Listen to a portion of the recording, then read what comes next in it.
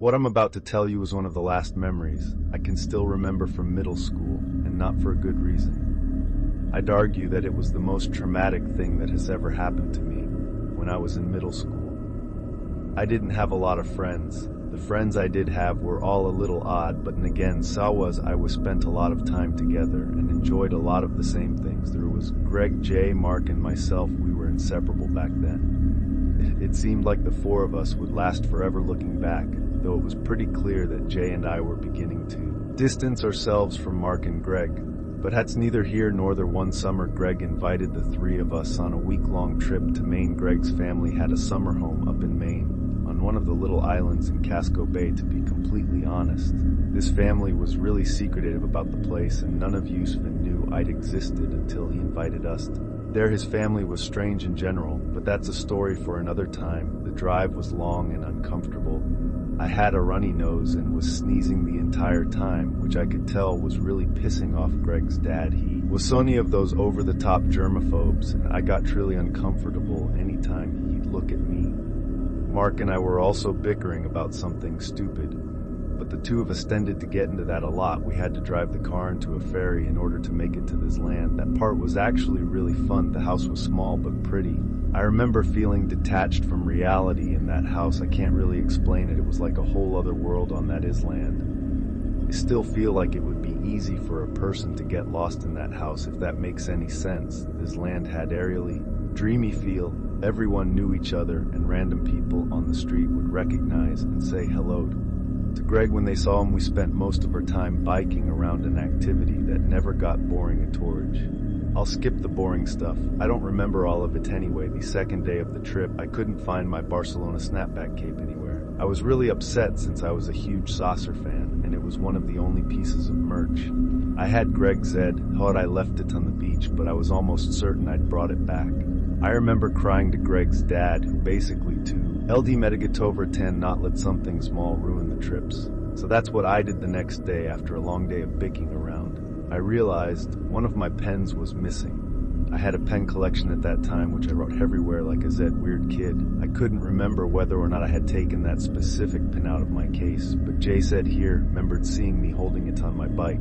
I was devastated. To me, losing a pen was the equivalent of losing a limb. That's how serious I was about them. I refused to cry again in front of Greg's dad, so I claimed I wasn't feeling well and opted to spend the rest of the evening in bed. I ended up falling asleep really early because of that, so I guess I shouldn't have been surprised when I woke up at 3 a.m.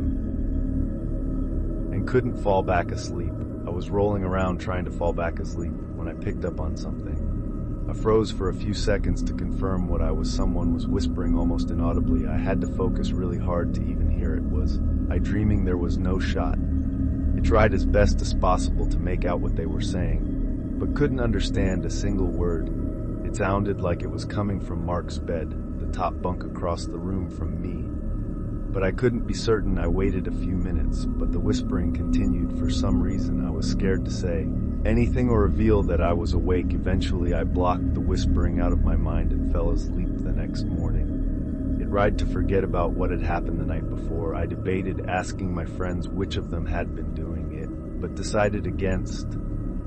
We were playing some dumb game in the yard when Mark said he had to use the bathroom. He was gone a while, but that was typical for Mark. He took a lot of time to do everything. Eventually had a glance back at the house and had to do a double take. In one of the second floor windows was Mark staring blankly out at us. If figure he was in the bathroom, but that's when it me. Greg's house didn't have a second floor bathroom. It turned to see if either Greg or Jay noticed, but neither of them were looking. Turned to look at the house, Mark was gone. Greg's dad was planning on taking us to dinner that night, but I didn't want to go. I pretended to be sick again and told him I wanted to nap. Instead, he said that was fine and told me he'd bring me back something as I was lying in bed. I realized there was no way I was going to fall asleep. I started thinking things over in my head. I just couldn't get over how weird it was that Mark was watching all of us from the house, and the whispering was even creepier. I'm not sure what compelled me to do it, but I got out of bed and started snooping around Mark's bunk. My jaw basically hit the floor. When I found my Barcelona cape in his duffel bag, I dug around some more and found a bunch of my personal belongings that I didn't even know were missing. There was a nail clipper my mom had packed for me along with my extra toothbrush, and most disturbingly a pair of my underwear. I didn't know what to think. I was about to cry when an oddest something. Hingel signed the bag his notebook sometime 7 of this day. I still regret picking up that notebook. My middle school brain was not prepared for what was in them. It was completely filled with drawings, pencil drawings, some sketched so aggressively that there were holes in some of the pages. There were drawings of monstrous creatures and things out of nightmares. There were really disturbing acts of violence drawn in. There were people getting run over by cars, stabbed, mutilated, tortured. It was sick, worse than sick. It was demonic. There was honest to God, demonicent. There were drawings of mine. There, the image that was never and will never leave my brain is a drawing of me on a cross with my legs. Missing the last few pages were basically olive meat, and one of the pages was just my name scribbled 100 times. It makes me sick thinking about everything as a winter. And there's stuff I haven't even mentioned. The last page was the worst. My name was at the top of the page. Big letters, and below it were 4 words: I'll never forget. I'll do it tomorrow. When everyone got back home, I got Greg's dad alone and told him about what was going on in a low voice while my friend started a movie in the living room. He didn't believe me until I showed him Mark's notebook, which I tell he found equally disturbing. He didn't know what to do. He told me to put everything back the way I found it. I didn't want to, but it was the adult, and I couldn't tell him no. As I was putting the notebook back, I made a split-second decision and to read one of the pages out. Meanwhile, Greg's dad then ran out to the living room and told everyone there was a family emergency and that we had to end the trip early. As we were frantic, packing our things, I could feel Mark's eyes burning a hole in my back. I was scared to look at them. We pulled out of the driveway, caught the first off the island, and drove the whole way back without stopping once. Greg's dad dropped Mark all first. Then James and Greg lived on the same street, so he let Greg out of the car with James as we were driving to my house. Greg's dad told me that he'd talked to Mark's parents and that it was best that he not mention anything to my parents. Greg and Mark's families were really close. Well, I guess that made sense. When I got home, though, I couldn't last 10 minutes.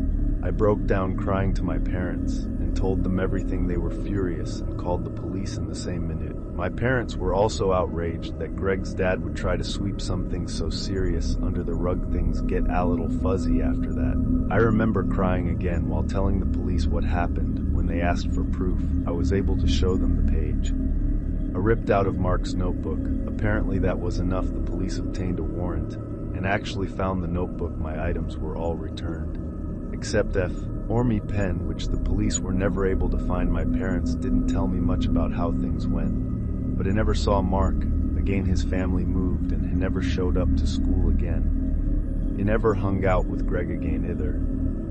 But the reason I'm writing this now is because last week I received an anonymous letter in the mail. It said, "I remember everything," and wrapped inside the envelope was the pen Mark had stolen from me those years ago.